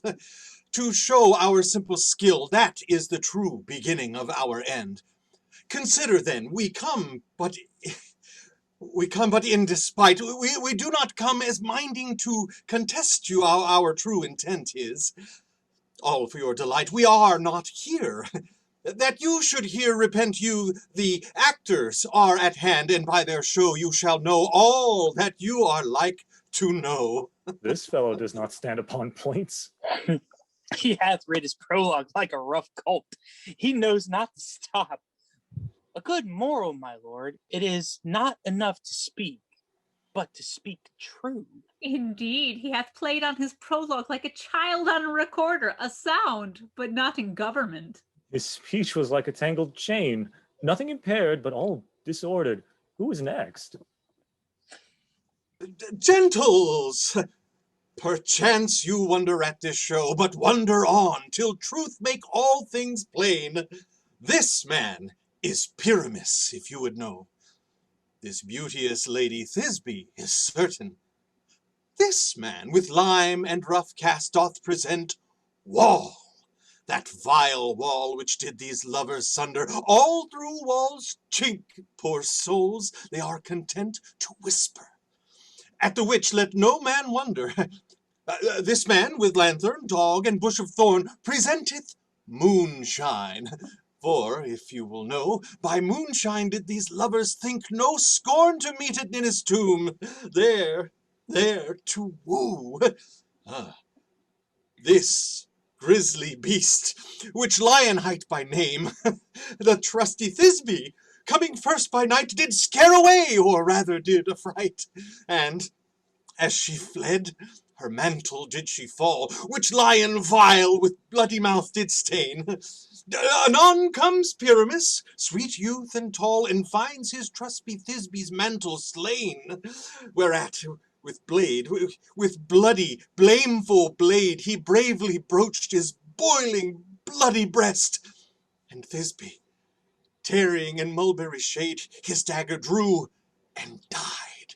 For all the rest, let Lion, moonshine, wall, and lovers twain at large discourse, while here they do remain. I wonder if the lion be to speak.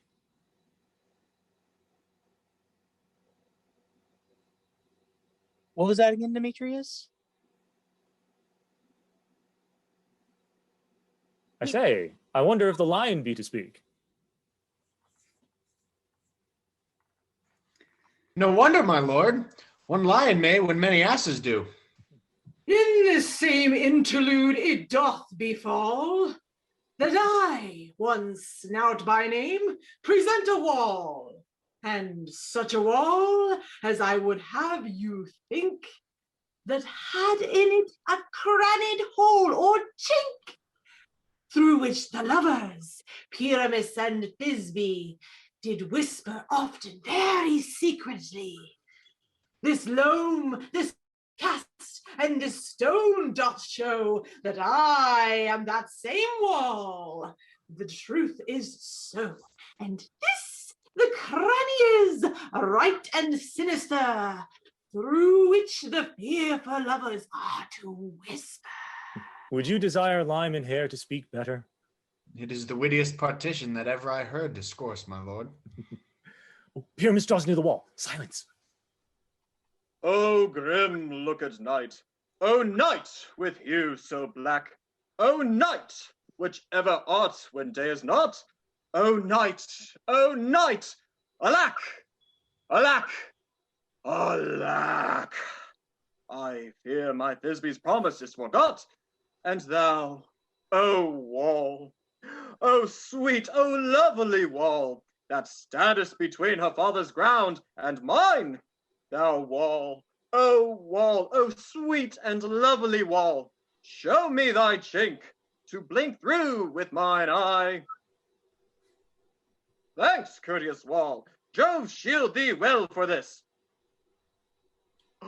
But what see I? No Thisbe do I see. Oh, wicked wall, through whom I see no bliss. Cursed be thy stones for thus deceiving me. The wall, methinks, being sensible, should curse again. No, in truth, sir, he should not. Deceiving me is Thisbe's cue. She is to enter now, and I am to spy her through the wall. You shall see, it will fall pat as I told you. Ooh, yonder she comes. Full often hast thou heard my moans for parting my fair Permeus and Pyramus and me. My cherry lips have often kissed thy stones with lime and hair knit up in thee. I see a voice.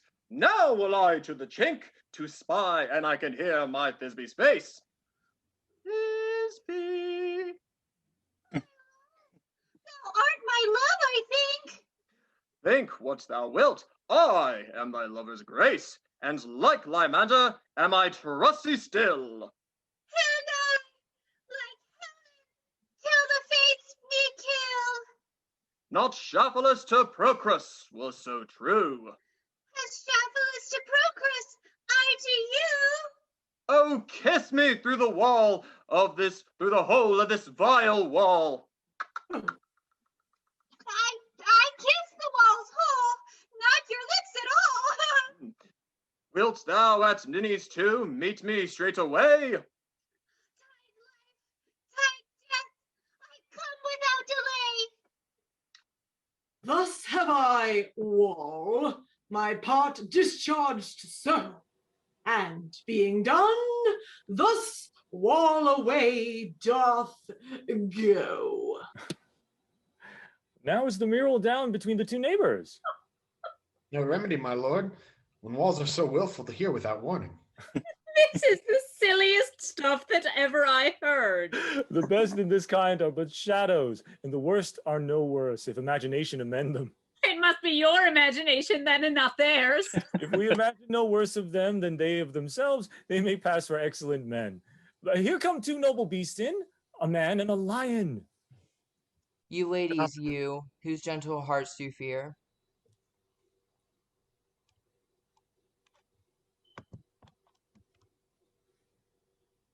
The smallest monstrosity mouses that creeps on floors may not perchance both quake and tremble here. When lion rough and wild is strange doth roar, then know that I, once snug the joiner I am, a lion fell, nor else nor lions dam. For if I should a lion's come and strive into his place, 'twerth pity all my life. A very gentle beast and of a good conscience. The very best at a beast, my lord, if that ever I saw. This lion is very fox for his valor. True, and a goose for his discretion. Not so, my lord, for his valor cannot carry his discretion, and the fox carries the goose.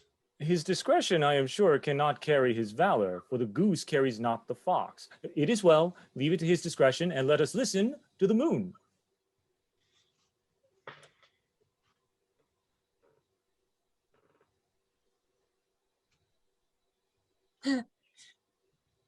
This lanthorn doth the horned moon present. He should have worn the horns on his head. He is no crescent, and his horns are invisible within the circumference. This lanthorn doth the horned moon present. Myself, the man in the moon, do seem to be. This is the greatest error of all the rest. The man should be put into the lantern. How else is it the man in the moon? He dares not come there for the candle, for you see it is already in the snuff. I am weary of this moon. Would that he would change. It appears by his small light of discretion that he is in the wane, but yet, in courtesy, in all reason, we must stay the time. Proceed, Moon. All that I have to say is to tell you that the lanthorn is the moon, I, the man in the moon, this thorn bush, my thorn bush, and this dog, my dog. Though these should be in the lanthorn, for all these are in the moon. But silence, here comes Thisbe. This is old Nanny's tune. Where is my love? Roar! Oh. Well roared, lion. Well run, Thisbe. Well shown, moon. Truly, the moon shines with a good grace. Well moused, lion. And so the lion vanished. And then came Pyramus. Sweet moon, I thank thee for thy sunny beams. I thank thee, moon, for shining now so bright. For by thy gracious, golden, glittering gleams, I trust to take of truest Thisbe sight. But stay, oh spite! But mark, poor knight, oh, what dreadful dole is here? Eyes, do you see? How can it be? Oh, dainty duck, oh dear, thy mantle good? What? Stained with blood? Oh, approach, ye furies fell. Oh, fates, come, come. Cuts, thread, and thrum, quail, crush, collude, and quell. This passion in the death of a dear friend would go near to make a man look sad. Through my heart, but I pity the man. Oh, wherefore, nature, didst thou lion's frame? Since lion vile hath here deflowered my dear, which is, no, which was the fairest dame that lived, that loved, that liked, that looked with cheer. Come, tears confound. Out, sword, and wound the pap of Pyramus. Aye, that left pap, where heart doth hop. Oh! Thus die I, thus.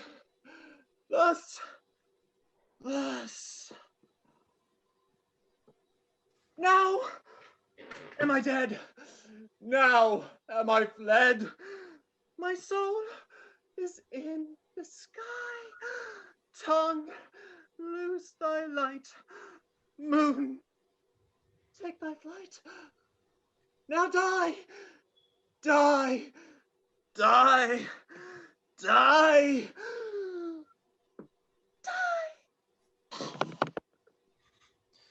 No die, but an ace for him, for he is but one. Less than an ace, man, for he is dead. He is nothing. With the help of a surgeon, he might yet recover and prove an ass. How chance moonshine is gone before Thisbe comes back and finds her lover? She will find him by starlight. Here she comes, and her passion ends the play. Methinks she should not use a long one for such a Pyramus. I hope she will be brief. A mote will turn the balance. Which Pyramus, which Thisbe, is the better? He is for a man, God warrant us. She is for a woman, God bless us. She hath spied him already with those sweet eyes. And thus she means Villadicet. Sleep, my love. What? Dead, my dove? Oh, Pyramus, arise, speak, speak, speak. Quite dumb. Dead? Dead? A tomb must cover thy sweet eyes.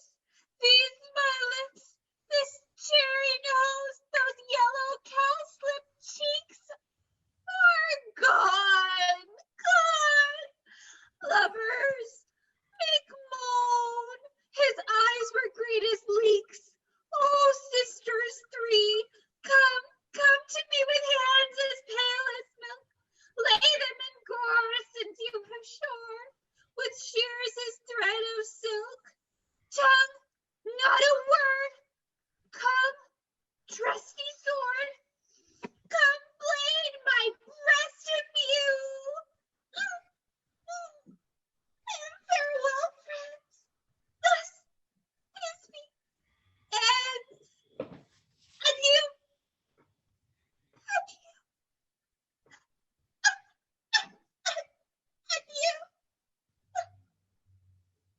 Moonshine and Lion are left to bury the dead. Aye, and the wall too. No, assure you, the wall is down that parted their fathers. Will it please you to see the epilogue, or to hear a burgomask dance between two of our company? No epilogue, I pray you, for your play needs no excuse. Never excuse, for when the players are all dead, there needs none to be blamed. Mary, if he that writ it had played Pyramus and hanged himself in Thisbe's garter, it would have been a fine tragedy. And so it is, truly, and very notably discharged. But come, the iron tongue of midnight hath tolled 12. Lovers, to bed! 'Tis almost fairy time. I fear we shall outsleep the coming morn as much as we this night have overwatched. This palpable gross play hath well beguiled the heavy gate of night. Sweet friends, to bed! A fortnight hold we this solemnity in nightly revels and new jollity.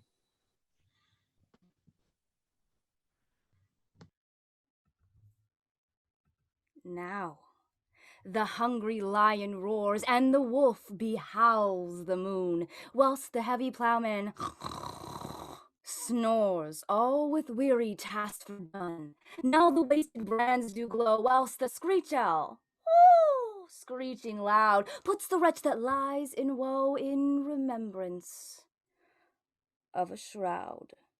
Now, it is that time of night that the graves all gaping wide, every one lets forth his sprite.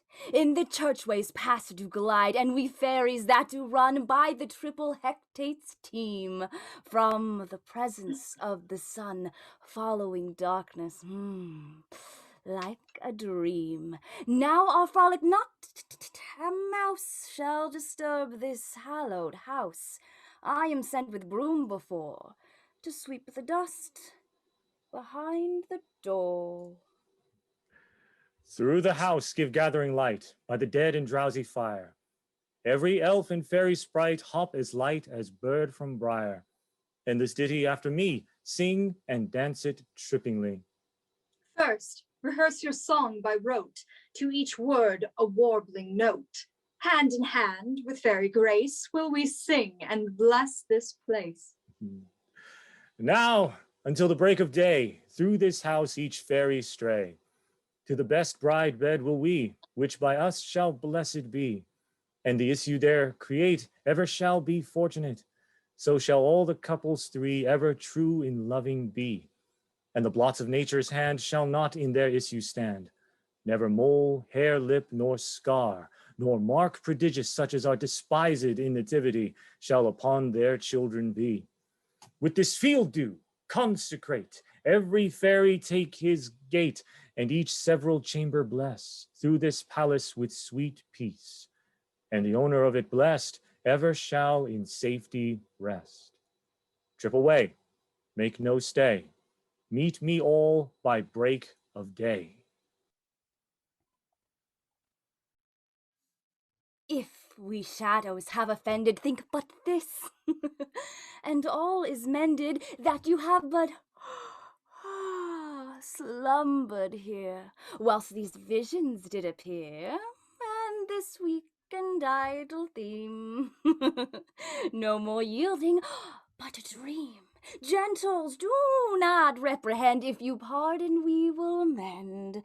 And as I am honest, Puck, if we have unearned luck now to scrape the serpent's tongue, we will make amends ere long, else the Puck a liar call. So, good night unto you all. Give me your hands if we be friends. And Robin shall restore amends.